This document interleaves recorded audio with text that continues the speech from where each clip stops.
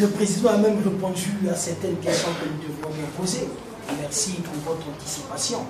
Mais ce n'est pas péché d'en soulever d'autres.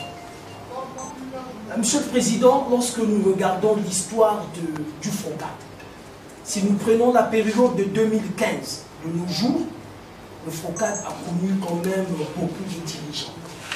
Nous avions mon frère et ami, paix à son âme, comme Marie Pelé. Après, nous venons à Ansati Madiala. Hier, c'était Claudine Munari. Aujourd'hui, c'est vous. Donc, pratiquement, tout le monde, enfin, les propos sont de vous, reconnaît que le président est dans l'inconstitutionnalité. Le PCT ne obéit pas aux lois et règlements de la République, ni moins à la Constitution. Je l'ai terminé. Merci, M. Chrysostome. Pour la première question, je souris un peu. Je souris parce que Chrysostome était à côté de moi lorsque nous avons été agressés par la force publique au nom du mouvement citoyen pour le respect de l'ordre constitutionnel. Mais Chrysostome, les questions que tu te poses pour le FONCAD, c'est la question du combat politique. Les gens, ils sont au pouvoir, ils tiennent absolument à le conserver, quel que soit le bilan.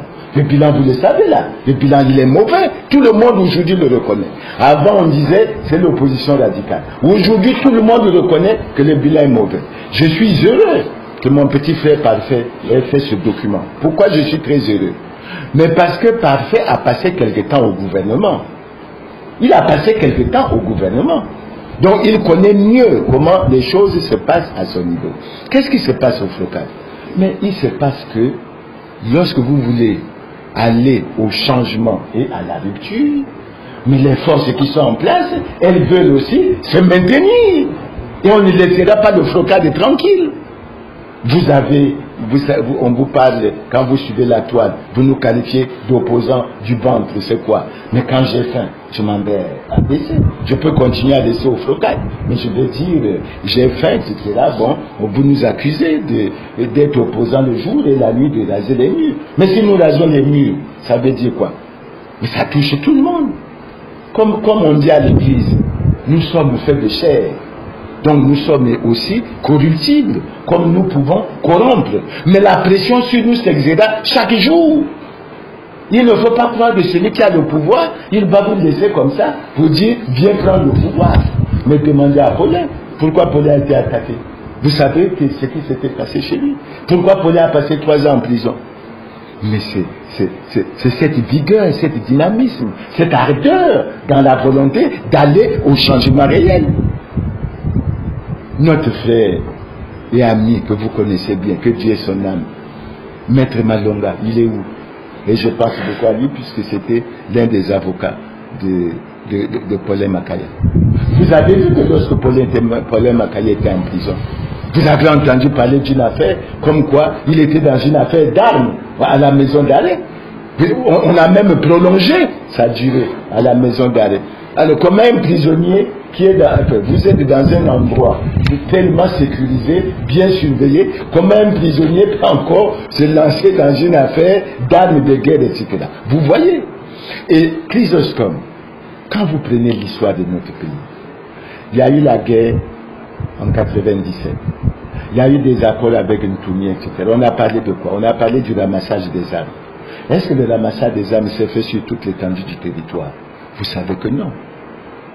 Mais pourquoi alors André Okombi Salissa et Jean-Marie Michel Moukoko sont entre autres en prison avec pour chef d'accusation détention illégale d'armes et de munitions de guerre? Mais parce que le pouvoir a senti également, comme ça s'est passé pour Paulin, une menace en ce qui concerne le pouvoir. Et beaucoup d'entre nous, surtout à l'opposition, disent, Guy Brice Parfait Kolela l'a encore répété, que l'élection présidentielle de 2016 est un hold-up. Ça veut dire quoi?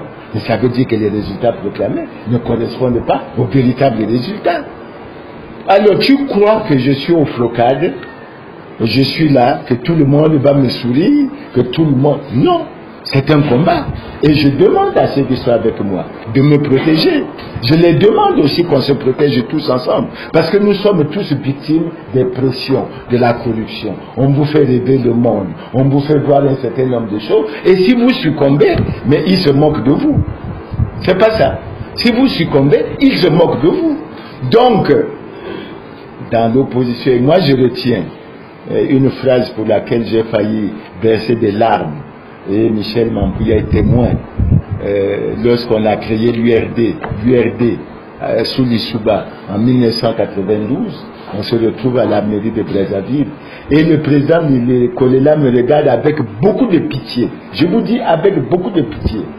Et il finit par me dire, Nyerassa, l'opposition c'est dur, c'est dur. Est-ce que tu tiendras? Je me rappelle toujours, je me rappelle toujours de cette phrase. Donc, chacun de nous est dans cette tentation. Moi, je te dirais que pour sortir le flocade de ces choses-là, il faut deux choses essentielles. Il faut un fonctionnement régulier normal. Il faut le respect de nos textes. Et nous attirerons l'attention de nos amis qui sont au flocade chaque jour. C'est pour ça que je dis, par exemple, si les amis du pouvoir veulent discuter avec nous, ne le faisons pas de façon isolée. Parce que si vous le faites de façon isolée, ça peut être dangereux. Il faut que nous nous préparons sérieusement. Et c'est pour ça que je dis comparativement, mon ami, mon petit frère Bonaventure Mbaye est là. Vous savez, en 2009, parce qu'on peut écrire aussi quelque part de l'histoire de ce pays. En 2009, lorsque nous réclamions la concertation politique avant d'aller à l'élection présidentielle. Tu as bien suivi cette page.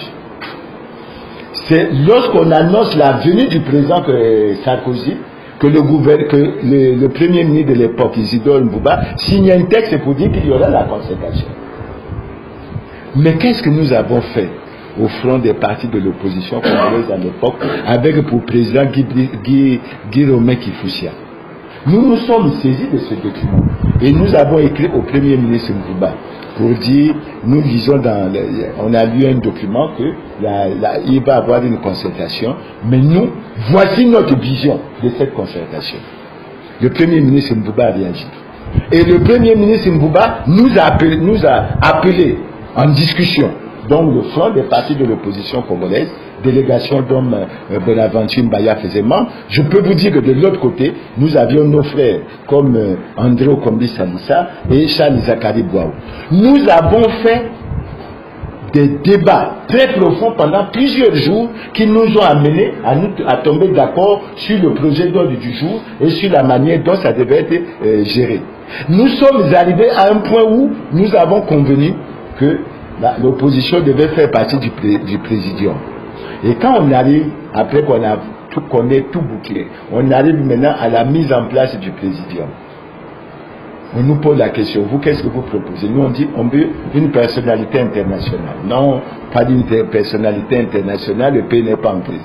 Bon, on prend un religieux. Ah non, surtout pas là-bas. Mais qu'est-ce qu'on fait? Et nous écoutons les amis du PCT. Mais écoutez, nous avons quelqu'un là qui ne peut même pas faire du mal à une mouche, que Dieu est son âme. Il s'appelle André Obanitou. Mais faisons gérer la concertation. Nous on dit, mais enfin, un membre du bureau politique du PCT, oui, mais vraiment, c'est lui qu'on a trouvé, etc. Donc nous on dit, on vous concède ça. En contrepartie, nous proposons Aimé Mambou Niali comme vice-président. Et il se concède pour venir nous dire, le président de la République s'oppose catégoriquement à ce que Aimé Mambou Niali soit vice-président. Et c'est comme ça que notre présence, nous n'avons pas été présents à la concertation. Donc voilà pour ce point. Nous sommes dans un combat politique et je le dis devant mes frères et amis du combat, nous serons tentés tous les jours. Les pressions se font tous les jours. Elles sont multiformes, etc. Mais c'est à nous d'avoir la conviction de résister et de ne pas céder à la tête. Maintenant, l'autre fait l'inconstitutionnalité du président de la République. Non. Un acte fort a été posé. Nous avons mis la Cour constitutionnelle en difficulté.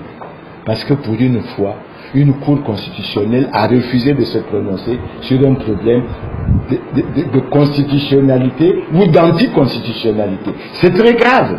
Mais là où c'est plus grave, et tu n'évoques pas ce volet, Chrysostome, Mais c'est que lorsque la Cour constitutionnelle se déclare incompétente pour traiter de ce problème, mais elle précise dans sa décision qu'elle a transmis la décision au président de la République, au président du Sénat, au président de l'Assemblée, au premier ministre chef du gouvernement, au ministre de l'Intérieur et de la décentralisation et au ministre de la Justice. Donc, tous les gouvernants du PCT savent qu'ils sont dans une situation inconfortable. Le président de la République est dans une situation d'inconstitutionnalité. La question que tu te poses, mais ça ne devait plus être le problème de Clément Mirassa ou du Flocade. Ça devait être, vous savez, je rappelle, Paulin, il se souvient de ça, et nous avons repris à répéter ça souvent. La déclaration du président Sassou au meeting de l'URDPCT en 1992.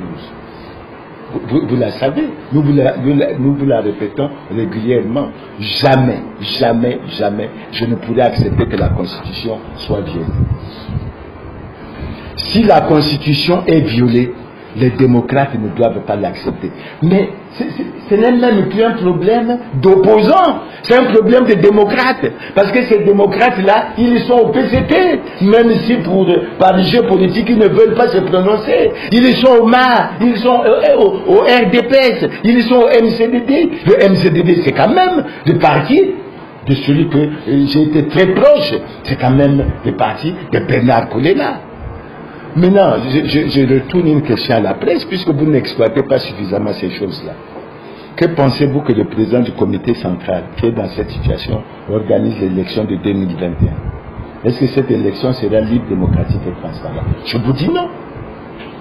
Je vous rappelle qu'à un moment donné, le syndicat de l'administration du territoire a fait une déclaration pour dire, sur 90 sous-préfets nommés, il n'y avait que 6 de l'administration du territoire, les autres venaient des milieux politiques. Pourquoi? Mais parce qu'on prépare l'élection. Le ministre Mboulou vient de sortir la liste pour la révision des listes électorales. Extraordinaire des listes électorales. Mais il sait qu'il n'aura pas de corps fiable. Lucien Okana, Mbaya, un certain nombre de frères, ils étaient à Dolisie. Ils ont arrêté ensemble de faire le recensement administratif spécial, le recensement administratif spécial qui s'est fait en 2014. Mais eux-mêmes, ils l'ont contesté. Donc la base sur laquelle le ministre Mboulou se repose aujourd'hui pour faire la révision extraordinaire des listes, c'est une base qui est fausse. À partir de ce moment, la question que je me pose, que voulons-nous? Vous trouvez normal que depuis 2017 qu'ils ont tenu la concertation à Ouesso? C'est en 2020 que Mboulou appelle les gens pour dire qu'il faut... Non, il y a quelque chose qui ne va pas. Donc ce que nous attendons, c'est que la loi soit appliquée. Et maintenant que nous parlons le même langage que le président de la République, parce qu'il dit que nos difficultés de l'heure ne doivent pas nous amener à emprunter les chemins dangereux et hasardeux et dangereux de l'anticonstitutionnalité. Posons la question au président de la République, comment il se sent, puisqu'il est dans l'anticonstitutionnalité. Alors quand il évoque ça, il s'adresse à qui? À Mirassa, aux autres? Il s'adresse à qui? Posons-nous la question. C'est pas ça, mais c'est la bonne question qu'il faut lui poser. Est-ce que le président de la République aujourd'hui est dans une bonne condition pour... Bon, je vous rappelle aussi, lisez la Constitution. C'est parce que les opposants caressent quand même le pouvoir. Mais l'article 95 dit clairement qu'on peut saisir le Parlement réuni en Congrès pour poursuivre le président de la République en cas de... C'est pas la Constitution qu'on a votée. On pose la question à l'opposition. Qu'est-ce que vous faites de cet article? Pourquoi vous caressez, après vous allez vous plaindre de ce qu'on vous malfait, tout ça. Donc, le problème Chrysostome a été posé. C'est un problème national. C'est un